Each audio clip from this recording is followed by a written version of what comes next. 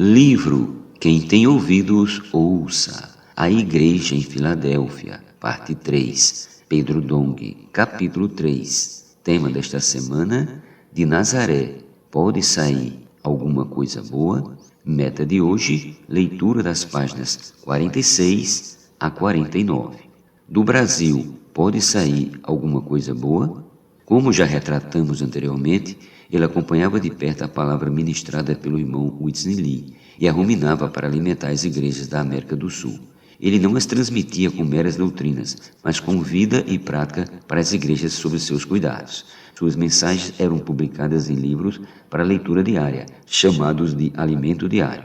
Essa publicação tornou-se responsável pelo suprimento de todas as igrejas da América do Sul e um importante fator de bênção e unidade para o povo de Deus. Já mencionamos que em visita ao Brasil em 1984, Whitney Lee ficou impressionado com a condição saudável das igrejas do Brasil, com a condução da obra e um ambiente espiritual de alegria e desfrute nas reuniões. Ele foi tão impactado positivamente que, ao retornar aos Estados Unidos, descreveu em detalhe como as igrejas da América do Sul eram conduzidas pela vida, segundo a direção do Espírito Santo, manifestando seu desejo de também ter esse resultado na América do Norte. No entanto, a reação de seus cooperadores foi de cetismo e incredulidade, pois concluíram que a obra não iria prosperar, devido à má fama dos latinos de ser levianos. Não creio que no Brasil pudesse sair alguma coisa boa.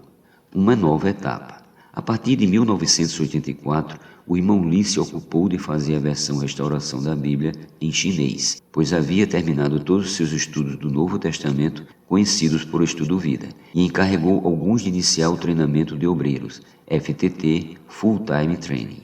Diante disso, Dong Yulan questionou Whitney Lee sobre como deveria prosseguir com a obra na América do Sul, uma vez que não haveria mais palavra para seguir. O irmão Lee respondeu que ele mesmo deveria começar a ministrar a palavra para as igrejas na América do Sul. Esse foi o começo de uma nova etapa no ministério do irmão Dong.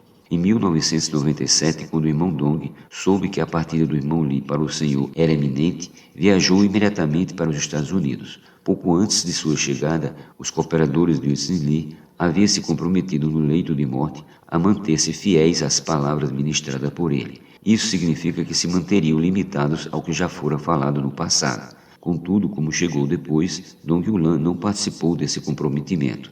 Ele apenas pediu licença para ver o irmão Lee, tendo sido o último cooperador a vê-lo antes de sua morte, o que possui um grande significado. Um ministério voltado à vida. Descartaremos o legado de Dong Yulan no que tange ao avanço da obra de restauração da igreja no caminho de Filadélfia. O conteúdo de seu ministério era voltado à vida, levando as pessoas a não confiar em si mesma, mas no poder da vida que está na palavra e no Espírito. Ele instou-nos a viver uma vida de tomar a cruz, aprendendo em todas as situações a negar a vida da alma, assunto sobre o qual falou extensivamente. Baseado no Evangelho de Mateus. Então disse Jesus a seus discípulos: se alguém quer vir após mim, a si mesmo se negue, tome a sua cruz e siga-me. Porquanto quem quiser salvar a sua vida, perdê-la-á, e quem perder a vida por minha causa, achá-la-á. Pois que aproveitará o homem se ganhar o mundo inteiro e perder a sua alma? O que dará o homem em troca da sua alma? Porque o Filho do Homem há de vir na glória de seu Pai com os seus anjos, e então retribuirá a cada um conforme as suas obras. Mateus capítulo 16, versículos do 24 ao 27. Na segunda metade de seu ministério, Dong Yulan recebeu a visão do reino de Deus apresentada no livro de Hebreus, pois não foi a anjos que sujeitou o mundo que há de vir, sobre o qual estamos falando. Antes alguém em certo lugar deu pleno testemunho dizendo: quem é o homem que dele te lembres? Ou o filho do homem que o visites? Fizeste por um pouco menor que os anjos, de glória e de honra o coroastes, e o constituíste sobre as obras das tuas mãos. Todas as coisas sujeitastes debaixo dos seus pés. Ora, desde que ele sujeitou todas as coisas, nada deixou fora do seu domínio. Agora, porém, ainda não vemos todas as coisas a ele sujeitas. Vemos, todavia, aquele que por um pouco, tendo sido menor que os anjos, Jesus, por causa do sofrimento da morte, foi coroado de glória e de honra, para que, pela graça de Deus, provasse a morte por todo o homem.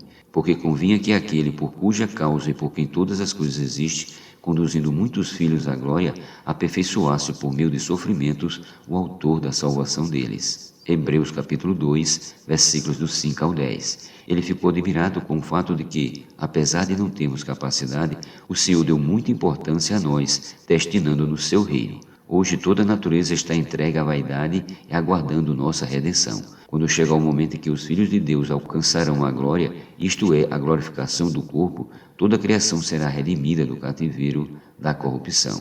Romanos capítulo 8, versículos do 19 ao 21. Hoje o Senhor está aperfeiçoando-nos, para que todas as coisas também se sujeitem a nós, quando formos encabeçados por Ele. Neste momento iremos reinar no mundo que há de vir, mas para que venha o fim, a necessidade de pregarmos o Evangelho do Reino. Mateus 24, 14.